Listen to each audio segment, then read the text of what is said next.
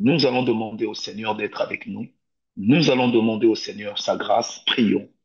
Éternel Dieu Tout-Puissant, toi le Dieu de tous les prophètes, le Dieu de tous les apôtres que tu as oints par ta grâce. Toi le Dieu qui nous a aimés avant le commencement du monde. Toi qui as fait de nous non seulement des appelés, mais aussi des élus.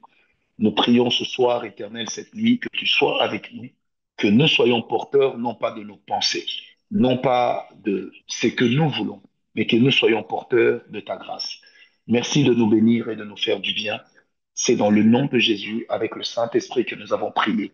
Et tous les saints disent avec moi, Amen. Amen, amen, amen. Voilà, que Dieu vous bénisse. Tu ne laisseras pas vivre la sorcière. Nous sommes dans les préalables. Et dans les préalables, nous sommes en train de parler sur les maladies qui attaquent le cœur et qui vont vous empêcher d'être efficace lorsqu'il faudra combattre le diable. N'oubliez pas, j'aime dire cette phrase, le cœur, c'est le plus grand investissement de Dieu dans l'homme. C'est avec le cœur qu'on sert Dieu, pas avec l'argent. D'abord le cœur. C'est avec le cœur que l'on marche avec Dieu. Donc quand votre cœur n'est pas avec Dieu, tout le reste ne vaut rien. Tout le reste ne servira à rien. Votre cœur, c'est d'abord la chose que Dieu réclame. Votre cœur, dans le combat spirituel, c'est également la chose que le diable regarde en premier. Il regarde l'état de votre cœur. Et lorsqu'il voit que l'état de votre cœur n'est pas bon, cela va l'arranger et vous éprouverez beaucoup de difficultés à pouvoir l'affronter. Alors, nous avions parlé de tellement de maladies et nous nous sommes appesantis sur une maladie principale qu'on appelle la jalousie. La jalousie, et là, sur la jalousie, nous parlons sur les conséquences spirituelles de la jalousie. Au rang des conséquences, nous avions dit que la jalousie va vous donner des mauvaises pensées, la jalousie va vous ancrer davantage dans la vie de péché.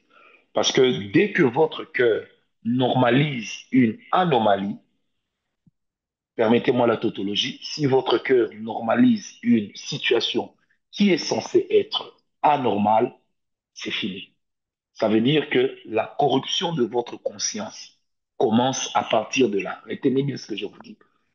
Dès que votre cœur normalise ce qui n'est pas normal, ça veut simplement dire que votre conscience commence à être corrompue. Vous savez, moi, j'ai été étonné de me rendre compte qu'il y en a qui empoisonnent les gens, qui dorment aussi bien la nuit. Parce que une fois qu'ils ont normalisé le fait d'empoisonner, le fait de tuer, en fait, le reste devient normal. Et ça, c'est vraiment une œuvre que le diable accomplit beaucoup parmi les enfants de Dieu. La jalousie. La jalousie est une maladie très subtile.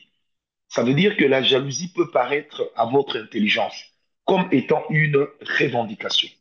Et des fois même, nous avons des prières qui sont basées sur la jalousie. Ah Seigneur, tu as seulement béni le frère Jack Jefferson. Je veux aussi être béni. Non, Dieu ne nous bénit jamais par rapport à quelqu'un. Dieu ne nous bénit que par rapport à notre destinée. Nous tous, autant que nous sommes là, nous n'avons pas la même destinée. Nous n'avons pas le même poids. Dieu nous a créés de la même manière, dans les mêmes conditions, mais nous ne sommes pas nés pour accomplir les mêmes choses. Donc, si je prends par exemple la vie de mon frère, Magloire Mouyembe, ce n'est pas ma vie. Si il est béni en politique, comme il sera béni dans les entreprises, ce n'est pas forcément que ma bénédiction à moi aussi devrait passer par là. Si le frère Thierry Moutombo va être béni en politique, ça ne veut pas dire que la sœur Nathalie doit aussi se battre pour être bénie en politique.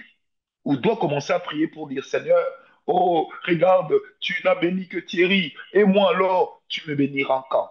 Dieu ne nous bénit pas par rapport à quelqu'un.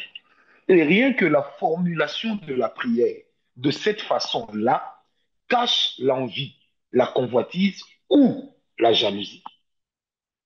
Je répète, ça cache l'envie, la convoitise ou la jalousie. Et là, on va masquer cela sous une forme de prière, alors qu'en réalité, c'est de l'envie, c'est de la convoitise et c'est de la jalousie. Parce que on veut être comme, on veut valoir comme. Dites-moi dans le Seigneur. Je vous ai toujours dit, je sers Dieu depuis longtemps.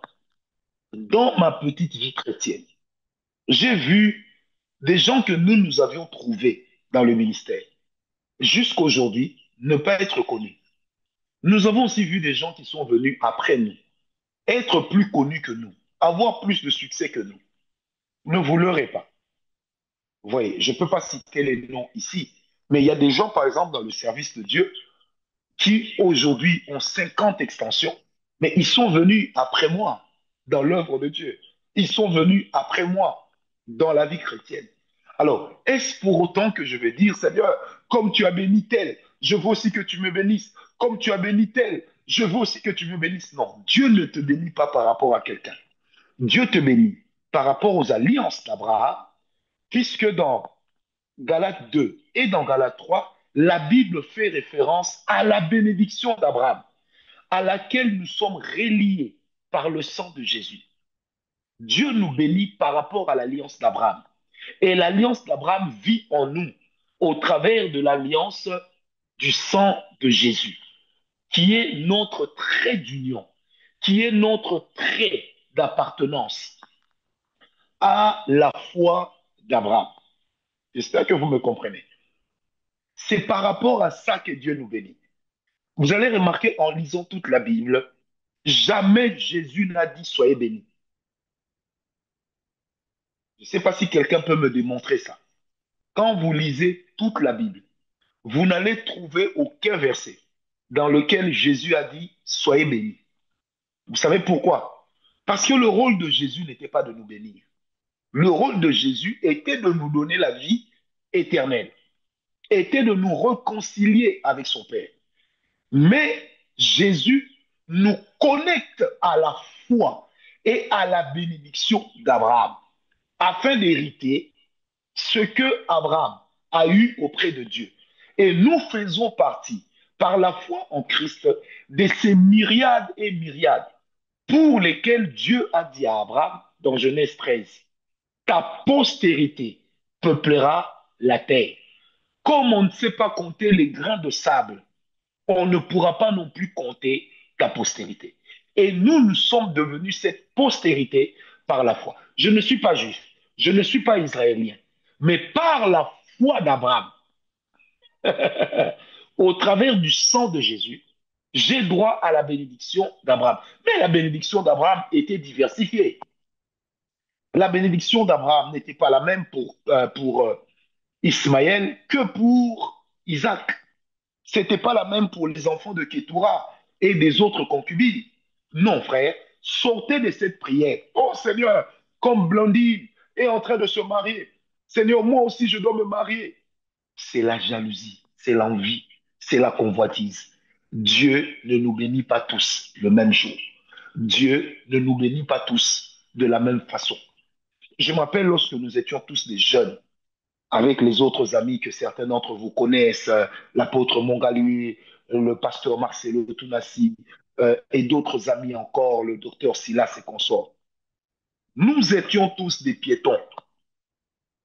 L'apôtre Mongali, parmi nous tous, était le premier à acheter une voiture. Et puis le pasteur Marcelo avait acheté une voiture. Mais cette voiture-là, des fois, on pouvait être à 8 dedans. Et puis, on a offert au pasteur Marcelo une autre voiture. Je n'oublierai jamais une Grand Cherokee de couleur noire. On a offert à l'apôtre Mongali une Mercedes 190. Très belle. Et c'est même avec ça que nous étions allés, à l'époque, accompagner le pasteur Marcelo, épouser Maman Blanche. Mais au bout d'un temps, j'étais le seul dans la clique à ne pas avoir de voiture. Et quand je devais me déplacer, donc les amis devaient me faire un lift. Et le jour où le pasteur Marcelo est venu me dire qu'on lui a offert une Grand Cherokee noire, j'étais content. J'ai offert à boire à tout le monde. Il m'a dit, mais mon cher, comment tu peux te réjouir comme ça? J'ai dit, mon cher, si Dieu t'a béni, c'est notre Dieu. Un jour aussi, il me bénira. Donc, ta bénédiction, c'est ma bénédiction. Je suis heureux que tu sois béni. En fait, c'est comme ça qu'on traite la jalousie. Ça veut dire on accepte la bénédiction des autres. On encourage la bénédiction des autres. On prie même que Dieu multiplie leur bénédiction. C'est alors que Dieu pensera aussi à toi. Et c'est comme ça que la même année, quelqu'un m'a offert une voiture. Bon, qui était dans l'état dans lequel c'était, mais c'était quand même une voiture. Parce que quand ça passait, en tout cas, je comprenais Genèse, hein. Je comprenais les livres d'Exode, 14 surtout. Quand la Bible dit, je conduirai Israël le jour par la colonne de nuée et la nuit par la colonne de feu. Ma voiture là c'était une voiture évangélique. Ça m'avait permis de comprendre l'évangile. Donc, quand ça passait, si tu regardes derrière, tu verras même pas la couleur de la plaque. Parce qu'il y avait la nuée de l'éternel. Et moi, à l'intérieur là-bas, j'étais heureux de savoir que j'ai porté l'arche avec moi. Et c'est donc ça l'histoire de ma bénédiction.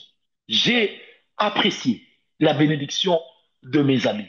J'ai apprécié le succès de mes amis. Et j'apprécie encore les succès de mes amis, même de ceux que je ne connais pas bien.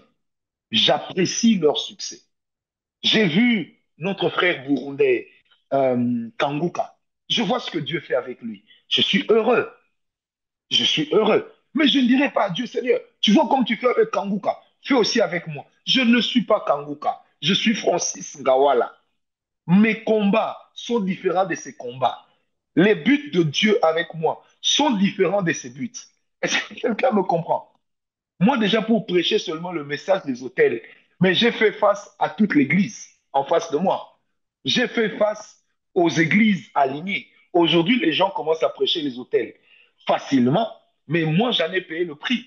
Quand on a commencé à parler des liens de sang, liens de famille, mais nos propres amis nous ont insultés dans le message. Mais nous avons porté le prix sans haïr. Vous comprenez? Donc, je bénis Dieu pour ce qu'il fait pour les autres. Et ce soir, j'aimerais vraiment t'instruire. Bénis Dieu pour la bénédiction des autres. N'aie pas le cœur qui picote parce que les autres sont bénis. Chacun de nous à son tour. Je bénis Dieu. Mes fils spirituels qui sont là, comme le ministre Longwango, qui est avec nous en ligne, il vous dira, je lui dis toujours, je dis mon fils, je ne fais jamais quelque chose par rapport à quelqu'un. Et je suis patient. Donc j'attends le go de Dieu. Mon fils là me disait, non papa, tu vois ici, les gens ne savent même pas que je suis ton fils. Viens, on organise une grande action. J'ai dit, on va organiser une grande action, juste pour que les gens nous voient.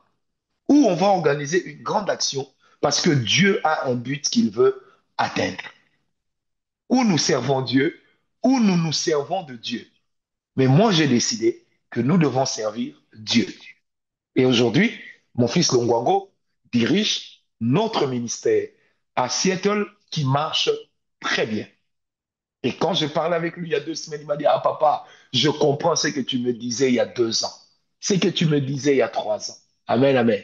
J'apprécie la bénédiction des autres. Amen, amen. Et quand Dieu bénit les autres et que vous aimez leur bénédiction et que vous priez pour leur bénédiction, Dieu vous bénit aussi. Vous savez pourquoi je vous dis cela?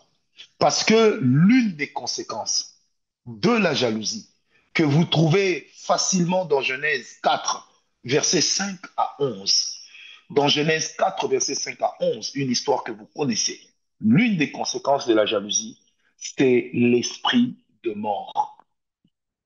Oui, la jalousie peut vous amener à développer l'esprit de mort sur vous-même, tout comme la jalousie peut faire de vous un meurtrier.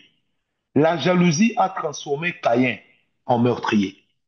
La jalousie peut t'amener à te suicider parce que tu crois que tu es en retard. Mon frère, tu es en retard par rapport à qui? Donc, dis-moi, tu es en retard par rapport. Oh non, les gens de mon âge, les gens de ton âge desquels tu parles, ils sont aux États-Unis, ils sont à Londres ou ils sont en Afrique. Parce que les gens de ton âge, tu dois aussi calculer, les gens de ton âge, ils sont où? Est-ce que vous comprenez? Moi, à l'âge que j'ai, sous d'autres cieux, les gens commencent à préparer leur retraite.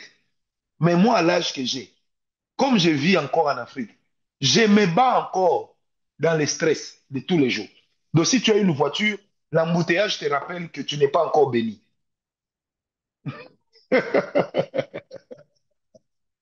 Quand tu achètes une chemise, la chaleur te rappelle que tu n'es pas encore béni. Donc, du coup, tu ne sais pas, what am I doing? Est-ce que vous comprenez? Alors, la jalousie va faire de toi un meurtrier. Tu vas détester les autres jusqu'à vouloir leur mort. Tu vas détester les autres. Vous savez, un jour, j'étais dans mon bureau. Je n'ai jamais raconté cette histoire, mais je vous la raconte. On est venu, la caissière de l'église est venue me remettre une enveloppe.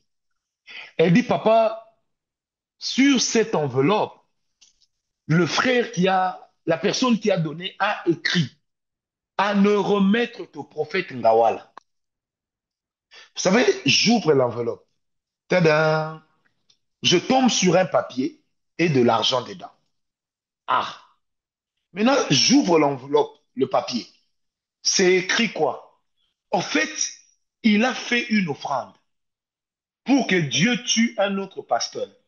Parce que ce pasteur-là parlait en mal de moi. C'est que je me suis dit, mais ça, c'est le diable ou comment? J'ai dit non, moi, je ne veux pas pactiser avec ces choses-là. J'ai pris cet argent, j'ai offert ça à mes travailleurs. J'ai dit, moi, je ne vais pas avoir affaire à cet argent. C'est quoi comme intention? Maman Anifa, qui t'a dit que Dieu va tuer tous tes ennemis? Écoutez-moi bien. Qui vous a dit que Dieu va tuer tous vos ennemis? Il est de ses ennemis depuis qu'on attend leur mort. Ils ne font que progresser. Tu sais pourquoi? Parce que simplement, il est de ses ennemis qui doivent rester en vie pour voir ce que Dieu fera avec toi.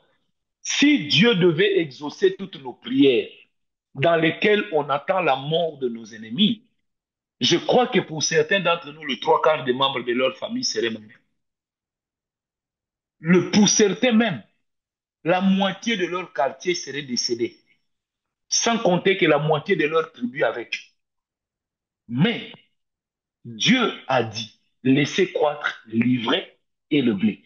Ça veut dire que même quand nous allons prier contre les sorciers, le sort des sorciers, c'est Dieu qui décide. Nos prières ne sont qu'une proposition, mais c'est Dieu qui décide. Parce qu'il est de ces sorciers qui doivent rester en vie pour voir comment Dieu va détruire leur plan. Il est de ces sorciers qui doivent mourir parce que leur mort va vous donner d'avancer. Il est de ces sorciers qui doivent rester en vie, mais que vous devez surpasser, dépasser, pour qu'ils se rendent compte que Satan est un menteur. Donc tu peux dire, Seigneur, tue mes ennemis. Depuis que tu pries comme ça, tue mes ennemis. Tu as transpiré jusqu'à n'en point finir. Il est de ses ennemis qui continueront à rester en vie. Même moi qui vous parle, j'ai eu des moments où j'ai dit à Dieu, Seigneur, en tout cas, tue ce garçon-là, il m'a fait trop pleurer. Non, Seigneur, tue-le. Tu vois, Dieu reste calme, il te regarde. Il dit, ça, c'est l'émotion qui le fait parler, comme disait mon grand-père. Ça, c'est motion. C'est motion qui lui fait parler. C'est motion qui lui fait parler. Mais après, tu vas te rendre compte que ils sont pas morts, mais toi aussi, ta vie a continué à progresser parce que Dieu veut utiliser tes ennemis comme tes escabeaux, comme tes marches-pieds. Et puis, n'oubliez jamais, mes amis, certains de vos ennemis d'aujourd'hui seront vos plus grands alliés demain. Et certains de vos amis d'aujourd'hui seront vos ennemis demain. Ce n'est pas une prophétie, c'est la loi de la vie. Certains amis d'aujourd'hui seront des ennemis. Moi, j'ai vu des gens me quitter. Je ne pouvais jamais croire que ça pouvait venir d'eux. Je me suis vu être empoisonné. Je ne me serais jamais pensé, je n'aurais jamais pensé que eux aussi pouvaient le faire. Hum, oui, mais dans des situations difficiles, j'ai aussi vu des gens qui n'avaient aucune considération pour moi. qui n'avait que mépris, mais me démontrait un amour quand je ne pouvais pas le penser, me démontrer, m'apporter une aide précieuse au moment où je l'attendais le moins. Maintenant, si toi tu avais prié et que Dieu avait exaucé toutes tes prières et que cet ennemi-là était mort, maintenant, au moment où c'est cet ennemi-là qui doit te tirer d'affaire, tu aurais fait quoi? Vous savez, moi, je passe souvent par des tensions terribles, hein, surtout à cause de mon message et du ministère. Tu vas te réveiller un bon matin. Tout le monde sera en train de t'insulter sur les réseaux. On va créer des émissions. Toi-même, tu ne comprends pas. Mais des fois, les gens qui te défendent, quand tu regardes, tu dis, ah, lui m'a défendu. Oh là là. Maintenant, tu regardes les amis sur qui tu as toujours, entre guillemets, compté, pour lesquels tu as toujours dit, ça, c'est mon pire. Ils restent silencieux. Et quand le vent passe, ils reviennent. En fait, parce que tu as des amis qui attendent ta chute. Tu as aussi des amis, quand ça va mal, qui regardent pour dire, est-ce qu'il va tenir? Voyons s'il a assez de tripes. Tu as des amis, quand ça va mal dans ton foyer, ils attendent de voir comment tu deviendras quand ton mari sera parti. Ils attendent de voir comment tu vas, à quoi tu vas ressembler lorsque ta femme va te quitter. Alors n'oubliez pas, quand nous parlons de l'esprit de mort n'agit pas seulement pour tuer le corps. L'esprit de mort tue aussi les choses que nous touchons. L'esprit de mort peut tuer tes entreprises. L'esprit de mort peut tuer ton espérance. L'esprit de mort peut tuer les choses auxquelles tu es attaché et dans lesquelles tu as l'habitude de trouver refuge. Vous me comprenez? Donc si par exemple je dis, je suis en train de voir l'esprit de mort sur tel frère, ça ne veut pas forcément dire qu'il va mourir dans les jours qui suivent. Ça veut peut-être dire qu'il va perdre son travail. Ça veut peut-être dire qu'il va faire faillite dans ses affaires. Ça veut peut-être dire qu'il va perdre quelqu'un de proche. Et aussi, ça peut être lui-même. Vous voyez pourquoi lorsque on travaille dans les dons spirituels, on doit avoir beaucoup de discernement d'esprit et bien discerner le langage de Dieu pour ne pas dire des bêtises. Vous me comprenez? Alors, l'esprit de mort campait devant Caïn et Dieu lui dit, domine.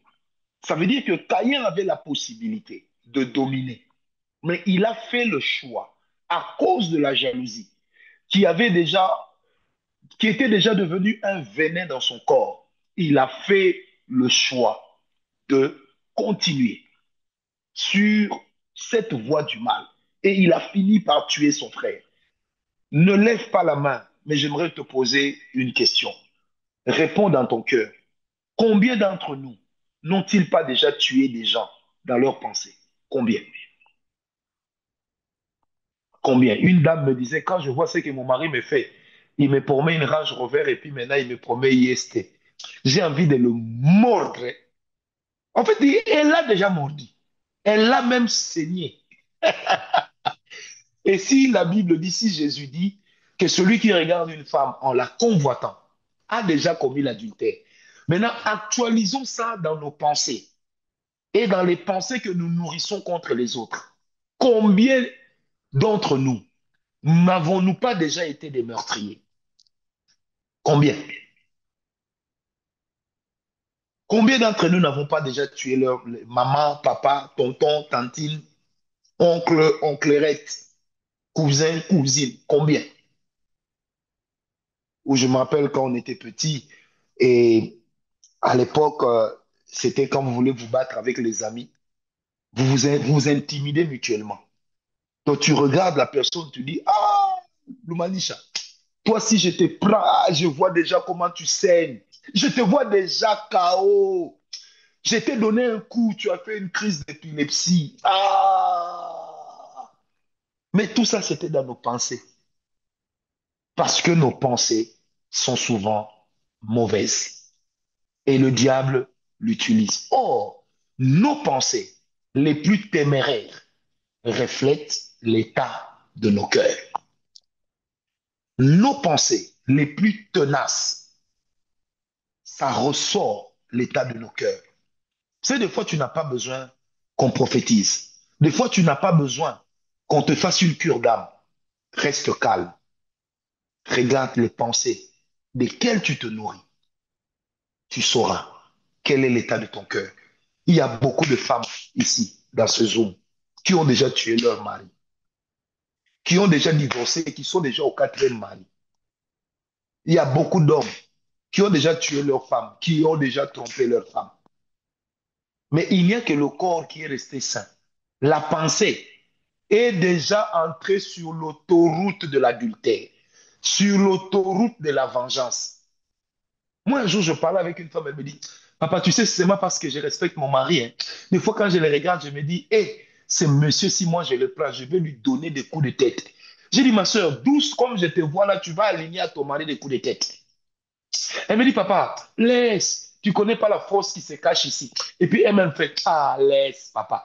En fait, la manière dont elle parlait, les mimiques qui sortaient, je n'aurais rien donné pour être à la place de son mari. C'est-à-dire que le gars, dans ses pensées, s'est fait tabasser copieusement. Et c'était des prises de finition, des Randy Orton, mélangées à la prise de finition des Triple H, mélangées à la prise de finition des Dingway. Donc, c'était vraiment un touffu de choses qui se trouvaient déjà dans sa tête. Amen, amen. Et l'esprit de mort est subtil. Et il y a des gens également qui ont ouvert l'esprit de mort, la porte à l'esprit de mort, à partir de la jalousie. La mort est entrée, a commencé à agir contre eux-mêmes. Des pensées de suicide sont nées, des pensées qui leur disent qu'ils sont inutiles, qu'ils ne sont pas aimables, qu'ils ne valent rien. La vie ne sourit qu'aux autres. D'ailleurs, regarde, tout ce que toi tu cherches, c'est ce qui arrive aux autres. Ça ne t'arrive pas à toi. Petit à petit. Vous savez, le diable a une thérapie de mort, non de guérison. Le diable ne soigne pas ta maladie. Le diable t'enfonce. Le diable te tue à petit feu. Il va te rendre jaloux. Et cette jalousie peut ouvrir en toi l'esprit de mort.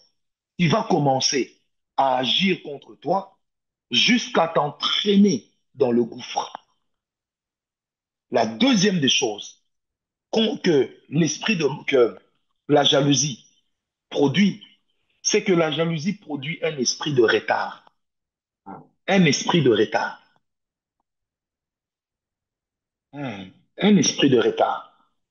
Tu penses tellement être en retard parce que les autres ont évolué, pas toi. Comme tu as déjà développé un esprit de comparaison, tu veux maintenant te battre pour prouver ce que tu vaux. Tu veux maintenant te battre pour prouver que toi aussi, tu as de la valeur. En fin de compte, tu développes un esprit de retard. Oui, tu développes un esprit de retard. Je ne dis pas que tu dois accepter toute situation par laquelle tu passes. C'est pas ce que j'ai dit. Il ne faut pas que tu te désarmes devant la pauvreté. Il ne faut pas que tu te désarmes devant les difficultés et que tu dises, c'est Dieu lui-même qui veut ces difficultés. Non. Tu dois rester armé contre la pauvreté, armé contre le retard. Mais ton retard ne doit pas l'être par rapport à ce que tu vois chez les autres. Vous n'avez pas la même vie, vous n'avez pas la même destinée, et Dieu ne vous a pas créé, suscité pour les mêmes raisons. Et tu vas te mettre en retard pour rien. Tu vas blesser ton propre cœur pour rien. Tu vas devenir une mauvaise personne que tu n'es pourtant pas. Parce que en toi, il y a de la jalousie. Parce que en toi, il y a de la haine. Parce que en toi, il y a de la rancune. Parce que en toi, il y a de la comparaison. Attention. C'est des fois nous faisons des prières, Seigneur, donne-moi telle chose. Mais Dieu regarde l'état de nos cœurs et il trouve que nos cœurs ne sont pas prêts à supporter ce qu'il va faire. Alors, il ne nous donne pas. Tu sais, des fois, c'est Dieu lui-même qui nous refuse le succès. Des fois, c'est Dieu lui-même qui te refuse l'argent. Dieu, en regardant certaines femmes, il se dit, si je donne l'argent à cette femme, elle ne voudra plus de son mari. Elle va le maltraiter. Alors, pour les raisons d'équilibre de votre foyer, que fait Dieu? Dieu se dit qu'il ne va pas te bénir. Et le Seigneur Jésus disait, vous demandez, vous ne recevez pas parce que vous demandez dans le but de satisfaire vos désirs charnels. Amen. Et c'est quoi des désirs charnels? Ce sont des désirs de comparaison. Ce sont des désirs dans lesquels on veut que Dieu nous bénisse, mais non pas pour nous, non pas pour être une bénédiction pour les autres, mais pour devenir un challenger pour les autres. Et ça, c'est une prière corrompue, à laquelle Dieu ne dira jamais Amen. C'est une prière corrompue. Amen, Amen. Parce que les Francis Ndawala, il n'y en aura qu'un seul. Alvin Chamba, il n'y en aura qu'un seul. Carole, il n'y en aura qu'un seul. Comment voulez-vous en créer un deuxième? C'est impossible. Même les enfants que nous élevons avec nos valeurs finissent par développer leurs propres valeurs, finissent par accepter ce qu'eux-mêmes veulent. Moi, quand je me regarde aujourd'hui, je suis tout le contraire de ce que mon père voulait que je sois. Mon père voulait que je sois politicien. Mon père voulait que je sois professeur de droit. Mon père voulait que je sois professeur des lettres. Mais je suis professeur de la Bible. Vous comprenez? Pourtant, c'est mon père. Et je l'ai beaucoup, beaucoup aimé. Est-ce que quelqu'un me comprend? C'est pourquoi, bien aimé, demandons. Mais ajoutons toujours, Seigneur, donne-moi. Pas pour satisfaire mes désirs charnels, mais pour que toi, Seigneur, tu sois satisfait de ce que je serai en train de devenir. Parce que simplement, bien aimé, la jalousie amène un esprit de retard. Tu vas te battre sur le chemin sur lequel Dieu ne t'attend pas. Et tu prendras du retard par rapport au chemin sur lequel Dieu t'attend. Tu prendras du retard. Vous savez, des fois, c'est quand on passe par une période, quand on a fini de passer par cette période, en regardant derrière, il nous arrive de dire, Dieu a étudié. Non, Dieu est grand. En fait, par moments, on se rend juste compte que quand Dieu résistait à certaines de nos prières, il ne nous disait pas pourquoi, mais il avait raison. Aujourd'hui, moi, quand je regarde ma vie aujourd'hui, je bénis le Seigneur pour mon père, je bénis le Seigneur pour ma mère. Vous savez pourquoi? Pour tous ceux qui n'ont pas pu faire pour moi, j'ai appris à me battre. Et si j'étais un gosse de riche, un fils à papa, attaché au bien de papa, de maman, et que je perdais mes parents dans cette situation-là, je serais devenu véritable orphelin. Mais j'ai appris à me battre au milieu de l'injustice. J'ai appris à me battre. Et ça bâtit en moi l'homme que je suis. Mais si je faisais de l'attitude de mes parents mon combat, qu'est-ce que je pouvais, qu'est-ce que ça pouvait devenir? Qu'est-ce que je serais devenu? Bien aimé, moi, à 20 ans, j'ai compris que je ne pouvais compter que sur Dieu. À 20 ans, j'ai compris. À 17 ans déjà, je me battais dans la vie. À 20 ans, j'ai pris, j'ai commencé à prendre les grandes décisions de ma vie. Et je me rappelle à l'époque avoir dit à un cousin, mon cher, si moi j'attends maman pour m'amener en Europe, toi tu attends ton papa qui est mon oncle pour nous amener en Europe, mon cher, notre calvitie va descendre jusqu'au niveau des sourcils. Battons-nous dans la vie. Oui, on s'est battu. Aujourd'hui, ce cousin-là a voyagé parce que j'ai aidé pour qu'il voyage. Mais nous n'avions que 2 ans d'écart. Mais dans la manière dont on vivait, c'est comme si il était mon fils aîné. Pourquoi? Et il me disait toujours, j'ai pris beaucoup de retard parce que je me suis battu sur le chemin sur lequel Dieu ne me voulait pas. À l'époque, bien aimé, moi, quand on me disait, mon cher, commence une église, je disais rien. Mikili, moi, c'est l'Europe, moi. Je dois aller en Europe, moi. Maman habite l'Europe. Mes frères sont en Europe. Je vais retourner en Europe. Mais bien aimé, Là où je pensais que la famille m'amènerait en Europe, c'est Dieu qui m'a ramené en Europe. Papa m'avait amené en Europe en étant jeune, mais c'est ma famille, c'est Dieu qui m'a ramené en Europe, qui m'a ramené en Occident. Et cela a attiré le respect de toute la famille. Parce que tout le monde se disait, mais il a fait comment? Sans papa, il a pu voyager. Sans les relations de papa, il a pu partir. Mais je me suis rendu compte que mes amis que j'ai connus jeunes, ici en Europe, particulièrement en Belgique, là où je me trouve, certains sont morts de drogue, d'autres sont en prison, faux documents, faux chèques, détournements, d'autres encore sont à Kinshasa. Il y en a même qui sont élevés en dignité dans des entreprises et tout. Mais malgré ça, je n'envie pas le désordre de leur vie. Moi, quand je dors, ma femme sait où je dors. Mais eux, on ne sait pas combien de femmes ils ont, combien d'enfants ils ont. Donc, je me rends compte que par ce que j'ai manqué, j'ai eu l'équilibre que j'ai aujourd'hui. Un jour, une soeur me disait, prophète, comment tu fais pour te maîtriser même quand ça va mal? Je dis parce que ça a souvent mal été dans ma vie quand j'étais enfant. Et je me rendais compte que ma colère ne changeait rien.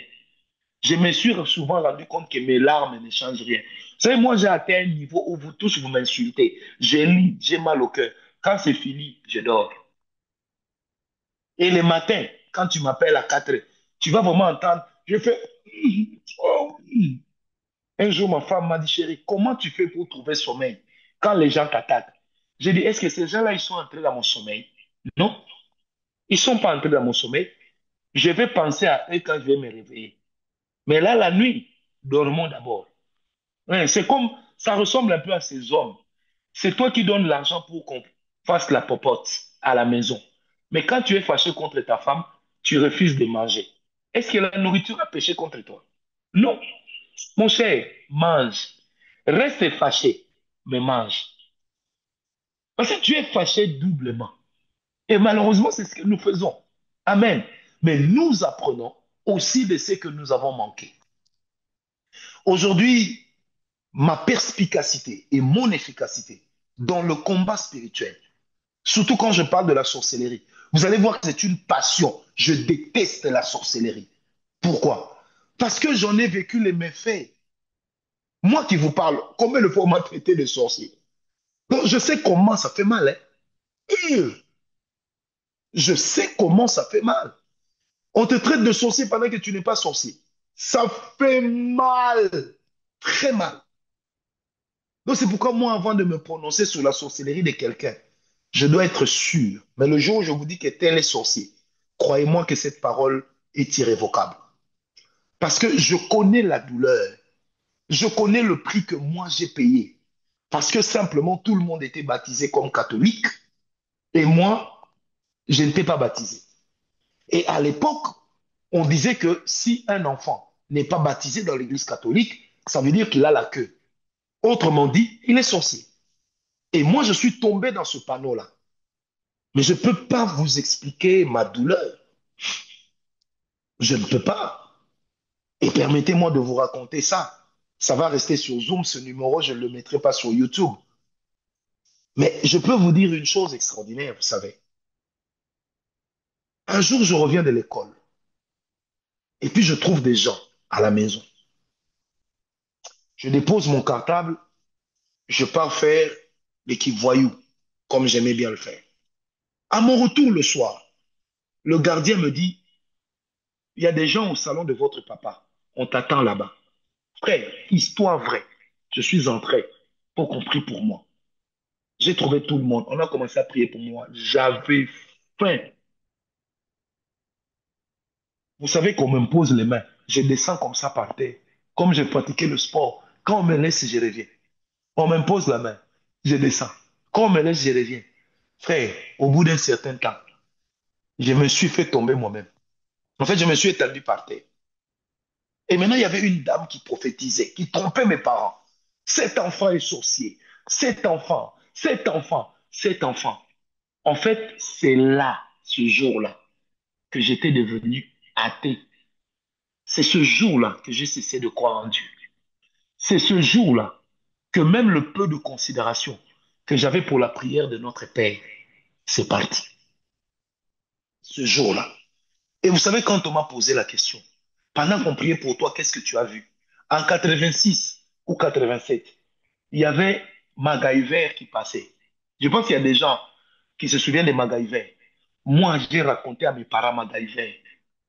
J'ai dit, j'ai vu que l'hélicoptère venait et puis je sautais. C'était MacGyver ou l'agence touriste avec Mr. T. J'ai créé cette histoire-là. Et puis on a prié pour moi. Moi-même, j'ai commencé à faire. Hum, hum, hum. Et puis on a dit, il est libéré. En fait, c'est ce jour-là que je suis devenu prisonnier. Prisonnier des mauvaises pensées. Prisonnier des pensées de suicide. Prisonnier des pensées de drogue. Prisonnier. Toute cette nuit-là, je n'ai fait que méditer le mal. Je dois me faire du mal. Et puis, il y a toujours une idée qui me montait pour dire, mais si tu te fais du mal, c'est toi-même qui perds. Imaginez-vous.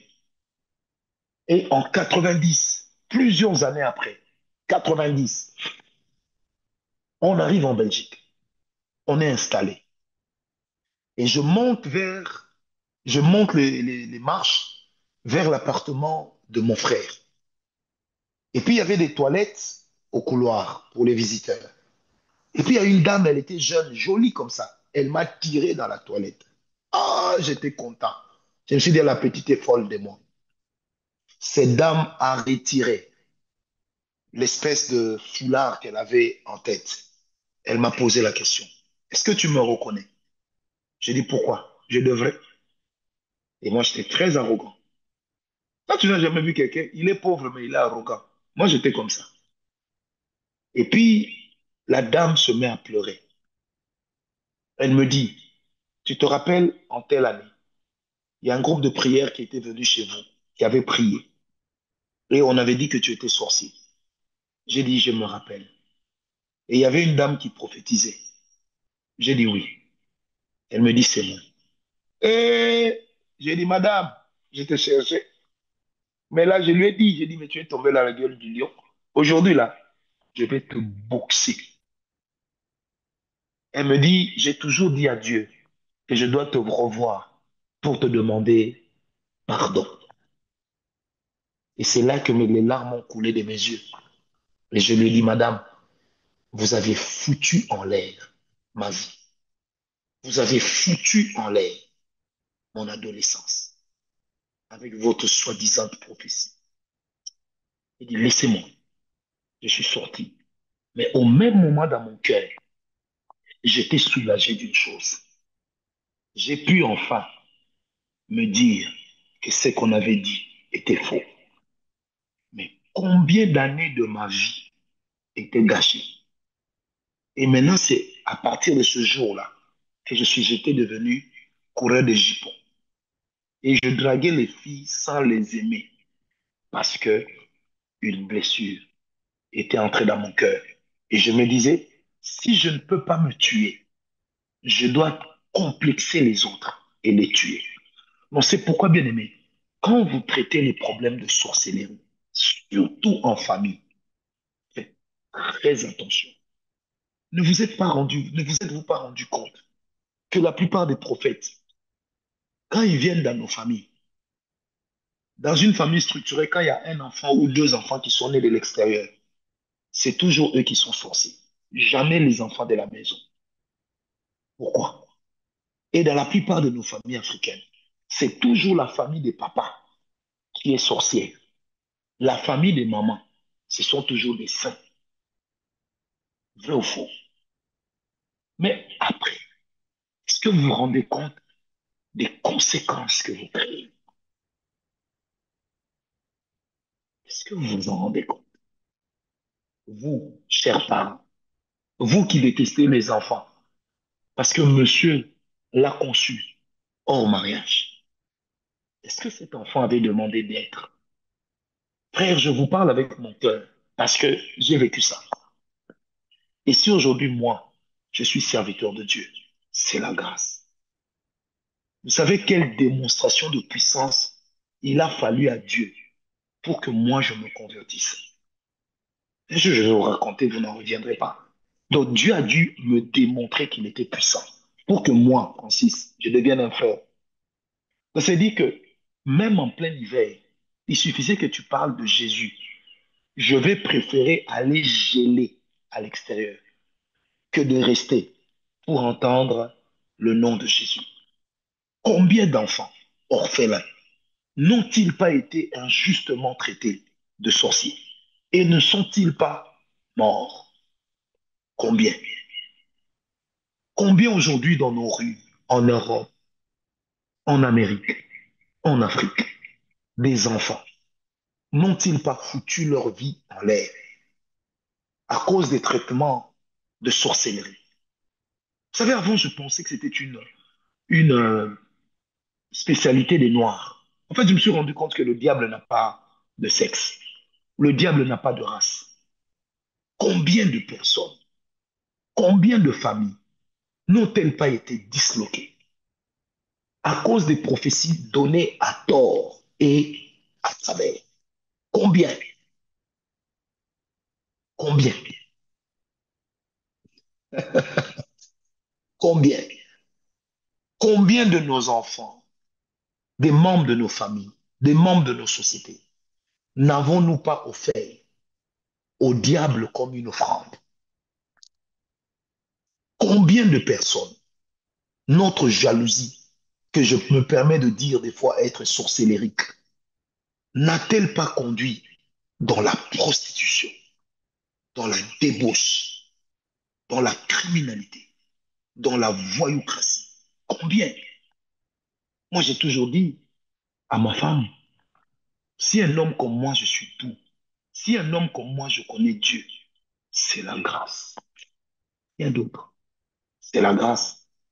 Mais combien n'ont-ils pas pu bénéficier de cette grâce? Aujourd'hui, mes frères et moi, nous nous aimons beaucoup. Mais combien n'ont-ils pas bénéficié de cette grâce? Combien? Je me permets d'ouvrir cette voie. Quand tu trompes ta femme, quand tu trompes ton mari, est-ce que tu calcules les conséquences sur ta famille?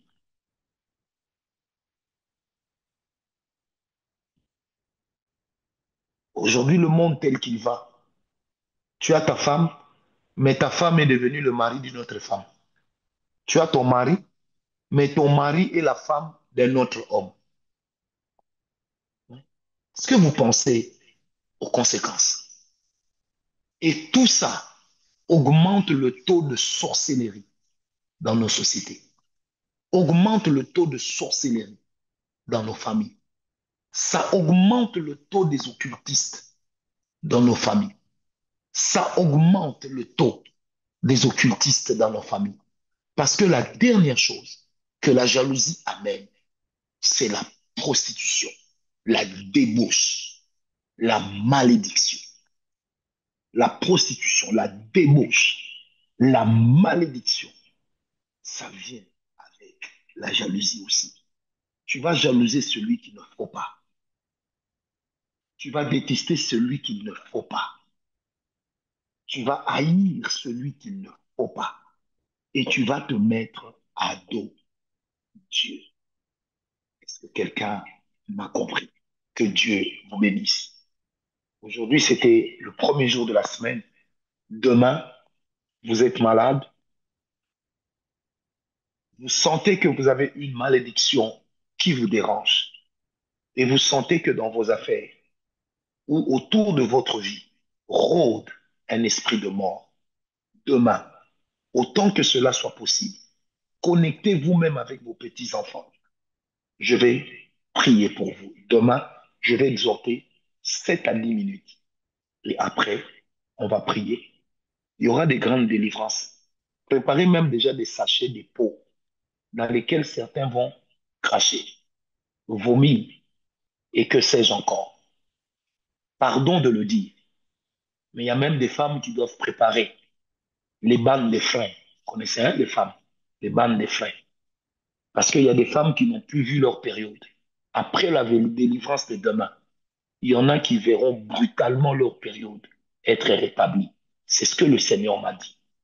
Donc, excusez-moi si je vous ai choqué, mais Dieu pas le faire. Alors demain, prépare-toi à ta délivrance contre l'esprit de mort, contre la malédiction, contre l'impudicité. Prépare-toi à ta délivrance. Prépare-toi. Mais les femmes qui ont des règles douloureuses, je vous promets de la part de Dieu, demain, ce sera votre soirée. Demain. Si vous prenez un jeûne, c'est à vous. Mais moi, demain, je ne vais pas jeûner. Il paraît que j'ai beaucoup maigri. Euh, donc, demain, moi, je ne vais pas jeûner, hein. Mais si vous, vous allez jeûner, jeûnez. De toute façon, chacun jeûne en connaissant le poids de ses problèmes, hein. Parce que quelqu'un m'a compris. Que Dieu vous bénisse. Je vais vous retrouver demain à la même heure. Donc, le matin pour la dévotion et le soir, on va prier ensemble. Demain, sois forte, sois fort. On va chercher Dieu. Si Dieu ne descend pas, nous, on va monter au ciel. OK? Que Dieu vous bénisse. Demain, c'est quatre choses. Malédiction, esprit de mort chez vous-même et dans vos corps, dans vos affaires, dans vos projets. Prostitution, on va prier contre cela demain. Et puis, je vais prier pour les personnes, les femmes particulièrement, qui ont des problèmes avec leur cycle. Que Dieu vous bénisse. Que la grâce de Dieu vous trouve partout où vous êtes. Que la main de Dieu vous localise. Que la puissance de Dieu booste votre vie. Que le Seigneur du Tout-Puissant fasse de vous la référence des bénis et non des maudits. Que Dieu fasse de vous la référence des réussites et non des échecs. Que l'Éternel fasse de vous la réussite et non l'échec. Soyez bénis. Je sens dans mon esprit que parmi vous, plusieurs personnes vont devenir des grands serviteurs de Dieu, des grandes servantes de Dieu. Et ces enseignements, prenez-en bien note. Ça sera votre bénédiction. Que le Dieu Tout-Puissant, que je sers dans mon esprit, vous bénisse. Soyez heureux. Vivez heureux. Rêvez heureux. Toute la nuit d'aujourd'hui, demeurez dans la présence de Dieu. Que Dieu vous bénisse comme il n'est pas permis. Que la bénédiction de Dieu soit brutale sur vous. Que la bénédiction de Dieu tourmente la paix des sorciers. Que la bénédiction de Dieu tourmente la paix des sorciers. Que tes enfants puissent être guéris. Que ton papa soit guéri. Que ta maman soit guérie. Que Ekima soit guéri. Au nom de Jésus. Que Dieu se souvienne de vos enfants, se souvienne de vous-même, se souvienne de vos foyers, se souvienne de vos projets. La semaine qui vient de s'ouvrir, que cette semaine soit remplie de témoignages. La semaine qui vient de commencer, que cette semaine, vous puissiez la terminer sous les auspices de gloire, sous les auspices de bonheur, sous les auspices de faveur. Que Dieu vous étonne, que Dieu vous fasse du bien, que Dieu vous enrichisse, que Dieu vous fasse monter davantage. Je prie pour vous tous que la paix de Dieu vienne même dans votre sommeil. Surtout vous qui avez bien dormi depuis longtemps. Dormez bien, dormez en paix. Oubliez ceux qui vous insultent. Oubliez ceux qui vous défient.